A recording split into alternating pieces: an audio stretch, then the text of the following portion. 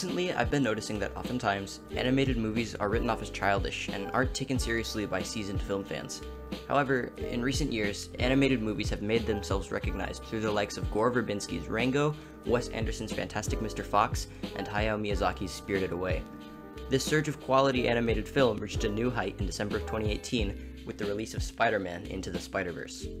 Spider-Verse served as not only the fourth major film iteration of Spider-Man, but also another perfect example of how the animated medium can take storytelling to new heights. The film was so impressive that it won an Academy Award for Best Animated Picture the year it was released. The story of Miles Morales becoming Spider-Man and saving New York with the help of several other interdimensional spider people gave a refreshing and modern spin on the Spider-Man story that's been told over and over again. The movie's able to deliver a fresh, meaningful story that truly captures the essence of Spider-Man. In addition to the film's snappy, energetic animation and witty writing, the movie has a slew of comic book Easter eggs that are sure to satisfy die-hard Spider-Man fans like myself. Also nice to see was the representation of several smaller villains who haven't seen the silver screen in past Spider-Man films. As a side note, now is likely a good time to warn anyone watching this. There will be extreme spoilers for Into the Spider-Verse throughout this entire video, so if you somehow haven't seen it yet, I highly recommend you do so before watching. The movie contains a wide variety of intriguing villains from Spider-Man's rogues gallery, including the Kingpin, Green Goblin, Dr. Octopus, Scorpion, Tombstone, and more. Despite this wide array of antagonists though, the one that had the greatest impact on me while watching was Miles Morales' own Uncle Aaron, or the Prowler. The Prowler acts as the secondary antagonist in the movie and always managed to leave a lasting impression on me during his many scenes where he stalks and hunts the various Spider-Men and women.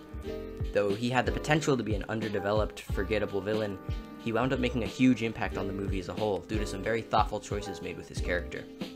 While his emotional connection to the protagonist of the movie, Miles Morales, is one reason that he's such a memorable villain, the creativity used in his overall aesthetic and identity make him much more interesting upon taking a deeper look. There are three main things I want to talk about in regards to the Prowler, and we'll start off with the use of aesthetics to establish a character. It's a well-known fact that first impressions are key in the world of storytelling, and the Prowler leaves quite an impression on the audience thanks to his flashy, classic comic book design. His purple cowl, glimmering claws, neon purple lighting, and trench coat-like cape all help Prowler stand out from the crowd. Aside from flashy looks, the Prowler's costume design also gives interesting implications to the character. The design of the Prowler's costume is very similar to Spider-Man's, with a mask over his face and large black and white eye holes. I believe that these design choices establish the Prowler as a foil to Spider-Man, more specifically a foil to Miles Morales. For those who don't know, a foil is a character in a story that is supposed to bring out or amplify the qualities of a different character by contrasting them. An example of this could be seen in Disney's Beauty and the Beast, with Gaston's handsome good looks but terrible personality clashing with the Beast's horrifying outer appearance, which hides a more sincere and caring personality. The Prowler provides a similar effect through his costume, as it not only mimics the classic Spider-Man look, but also contrasts it with clearly villain-affiliated costume pieces, such as his menacing claws and slanted, fearsome eyes, which contrast with Spider-Man's large, round, almost comedic eyes.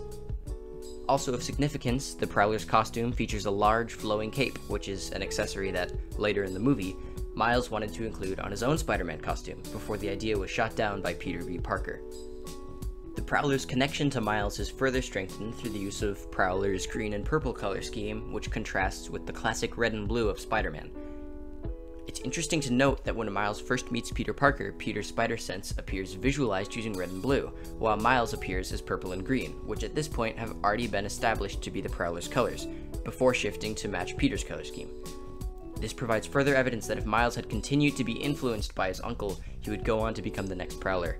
However, the moment in which Miles meets Peter is a turning point in the young web-slinger's life. He is taken from the path of becoming a villain to becoming Spider-Man. These clever aesthetic choices help to establish the Prowler as an interesting reflection of Spider-Man, and are only one reason as to why the Prowler is one of the best villains to be seen in a comic book movie to date. However, while a symbolic costume and color palette are certainly interesting to delve into, they aren't as meaningful without a well-developed character underneath the mask, which leads me to my next point. How the Prowler's personality and character make him a better foil. In my opinion, the Prowler's character gets some of the most interesting dynamics in the entire movie. His scenes are intimidating and thrilling, while they also evoke emotion and sympathy for the Prowler and Miles himself. The Prowler also serves as the catalyst that finally pushes Miles over the edge, leading him to prove himself in his role as Spider-Man. almost like the Uncle Ben of Into the Spider-Verse. Prowler's main relationship in the movie is with Miles, and this comes to full fruition when the audience learns that the Prowler is actually Miles' Uncle Aaron. Aaron is Miles' only confidant in life. He's the one place Miles can go in order to feel heard and to get honest advice. Unlike Miles' uptight, tough love sort of father, Aaron lets Miles be free and express himself through his many passions such as graffiti and music. Knowing that Aaron is Miles' closest family member makes the impact of Aaron being the Prowler all the more powerful. This familial connection also finalizes the imagery of Prowler being a representation of Miles if he chose to go down a different path with his abilities.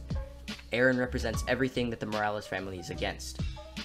We know from earlier in the movie that Miles' father and Aaron used to be very close, but due to Aaron's lifestyle choices, the two cut their ties. The Prowler not only clashes with Miles' father, but also Miles himself. When the Prowler is seen calling Wilson Fisk on the phone, he assures Fisk that he'll be able to find Spider-Man at all costs, even going so far as saying, "You know me, sir. I don't ever quit." This is so significant because Miles' biggest flaw throughout the movie is how he runs away from his problems rather than facing them head on. He tries to flunk out of his new school, he tries to run away from dealing with his family, even one of his main powers is turning invisible to literally run and hide from the enemy. Giving Prowler an unbreakable determination helps give off the impression that the Prowler really is the polar opposite of Miles. The knowledge that the Prowler reflects Spider-Man from a visual perspective, as well as an emotional one, solidifies the Prowler as a true foil of Spider-Man. Uncle Aaron, and therefore the Prowler, are everything that Miles would become if he continued to run away from his problems with no direction or mentorship. Not only does the Prowler's revelation as Uncle Aaron give him an emotional contrast to Spider-Man, it also marks the beginning of an interesting change in symbolism for the character, which leads me to my final point. How the Prowler uses motifs to show character growth. Just as impressive as his personality and aesthetics, the Prowler makes effective use of motifs to make his appearance known. During the movie, the Prowler is always preceded or accompanied by a distorted siren sound effect.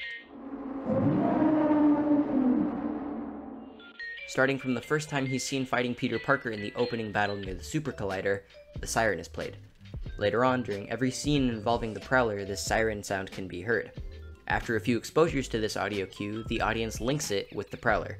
Even if he's nowhere to be seen, once the siren is heard, the audience immediately knows that the Prowler will appear at any moment. The use of this sound to create a strong and clear identity for the Prowler helps establish him as a unique and important character in the film. This motif that was created around the Prowler is then played around with in very intriguing and clever ways over the remainder of the movie. For example, when Miles is seen in his Uncle Aaron's apartment, wishing that he could see Aaron to talk about everything that has happened to him, the siren is played to hint at the oncoming plot twist. As soon as Miles says that he wished Aaron was there, the siren can be heard. Only moments later, the Prowler is seen entering the apartment and is revealed to the audience as Uncle Aaron. By using the Prowler's motif while Miles talks about Aaron, the watcher is able to instantly link the two and has only moments to start wildly theorizing about what could be happening before the big reveal occurs. This use of suspense and linking ideas using motifs helps solidify the Prowler as a dynamic and impressive villain. Additionally, the distorted siren sound effect is also used very impactfully in the movie's soundtrack, being played in the song What's Up Danger. This track is used in several different scenes, all of which come back to the Prowler. Segments of the song are used when the Prowler stalks Miles Morales, successfully blending this established motif with a fitting song for the chase scene that occurs. More notably, the full song is used in the emotional climax of the movie, taking place soon after Miles' ultimate low point of his uncle's death.